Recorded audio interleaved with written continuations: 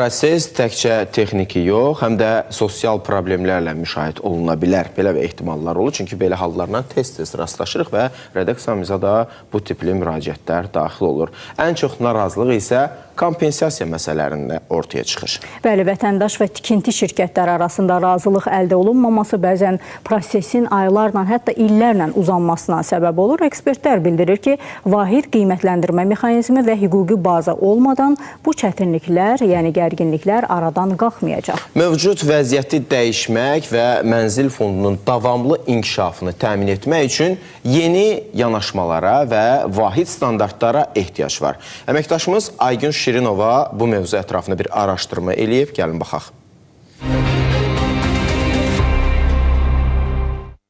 İstismar müddəti bitən və sakinlərin yaşaması üçün təhlükəli hesab olunan binalar söküləcək. Amma sakinləri narahat edən əsas bir məsələ var. Bir çox hallarda sökülən evə görə vətəndaşa kompensasiya ödənilir. Amma tikinti şirkəti ilə sakinlər arasında verilən kompensasiyanın məbləğinə görə narazılıqlar yaranır. Bu kimi hallar davam etdiyi üçün binanın sökülərək yenisi ilə əvəz olması prosesi uzanır. Vətəndaş bugün tikinti şirkəti ilə razılaşa bilmədiyi üçün sökülən binanı tərk eləmir. Elə əsas problemlər də bundan sonra yaranır. Belə ki, söküntüyə məruz qalan mülkiyyət sahiblərinə ödəniləcək kompensasiya məbləği ilə bağlı vahid tarif və qaydalarının olmaması, bəzən isə yeni tikilidən veriləcək əvəz sahəsinin ölçüsü ilə bağlı sənədinin olmaması bir çox problemlərə səbəb olur. Bu kimi problemlərin aradan qaldırılması üçün artıq təkliflər hazırlanıb. Kompensasiya məsələsi biz assosiasiya olaraq qiymətləndirilmə palatası və bizim assosiasiya olaraq bir yerdə bir platforma kimi yaratmışıq ki, gələcəkdə bu köçürülmədə qiymətləndirmə və köçürülmə ilə bağlı biz ortaq bir rəy olsun, insanların da ərazinin köçürülməsi ilə bağlı da narazılıqları olmasın. Müəyyən vətəndaşlar var ki, hansı ki daha çox vəsait istəyirlər və daha çox kvadrat istəyirlər, ona görə də belə problemlər olur, təəssüflər olsun ki, biz də istəyirik ki, bu məsələlər artıq öz həllini tapsın və bu problemlər olmasın. Nəzərə alsaq ki, bugün paytaxt Bakıda boş torpaq sahəsi tapmaq da çətinləşib. Əvəzində isə köhnə binalar sökülür, yerində yeniləri inşa edilir. Bu isə qiymət artımına təsir göstərən amillərdəndir. Yeri gəlmişkən ekspertlər deyir ki, ötən il 13, bu il isə 14,2% mənzillərin qiymətində artım müşahidə edilir. Son 5 ildə isə bu qiymətlər 55%-ə yaxın yüksəlib. Mütəxəssislər deyir ki, paytaxt Bakıya əhali axınını nəzərə alsaq, bugünkü tələbi ödəmək üçün ildə 1,2 milyon kvadrat metr tikinti aparılmalıdır. Niyə görə azdır tikintinin həcmi? Çünki əvvəlki qədər bugün investorlar həvəsli deyirlər tikintiyə. Həmi bilirsiniz ki, şəhərsalma norma və standartlarının sərt tələbləri bugün artıq qüvvədədir. Bir tərəfdən o, digər tərəfdən köçürülməklə bağlı problemlər.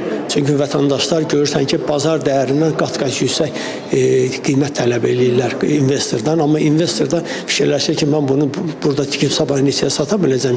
Kiçik və orta biznesin inkişafı agentliyinin sədri Orxan Məmmədov isə mənzil fondunun inkişafında bir neçə yeni meyarın nəzərə alınmasını vacib hesab edir. Perspektivdə duran yeni gözləntiləri qarşılamaq üçün aşağıdakı çağırışların nəzərə alınması hesab edirəm ki, çox zəruridir. İlk növbədə ekoloji təmiz və enerji sərfi baxımından səmərəli materiallardan istifadə olunması, şəhərin planlı şəkildə genişləndirilməsi və yaşıllıqların qorunması, zəlzələyə davamlı tikinti normalarının tətbiqi, smart texnologiyalara əsaslanan ağıllı mənzillərin təşviqi, KOB-ların mənzil sektoruna inteqrasiyası və bu prosesdən faydalar. Yeri gəlmişkən Bakının mənzil fondunun inkişafında yeni gözləntilər mövzusuna dair tədbir keçirilib.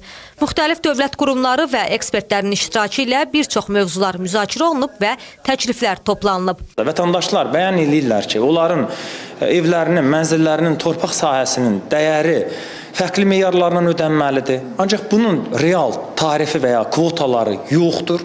Kimsə bunun kvadrat metrinin 1500 manat ödənməlidir səviyyəsində qeyd edir. Amma vətəndaşlar tərəfindən də bir günün içərisində bəzən siz özünüz də görürsünüz, yüngül konstruksiya ilə ikinci mərtəbəni tikmək, özünə aid olmayan ərazini zəbt edərək onun tələbini eləmək və s. Bu silsiləki problemlər var. Gördüyünüz kimi tikinti iştirakçıları assosiasiyası böyük bir təkliflər paketi hazırlayıb. Ümidvarıq ki, bu təkliflərin hamısı toparlanacaq. Qeyd edək ki, 2040-cı ilə qədər Bakıda yaşayış fondunun ümumi sahəsinin 78 milyon kvadrat metrə çatdırılması nəzərdə tutulur.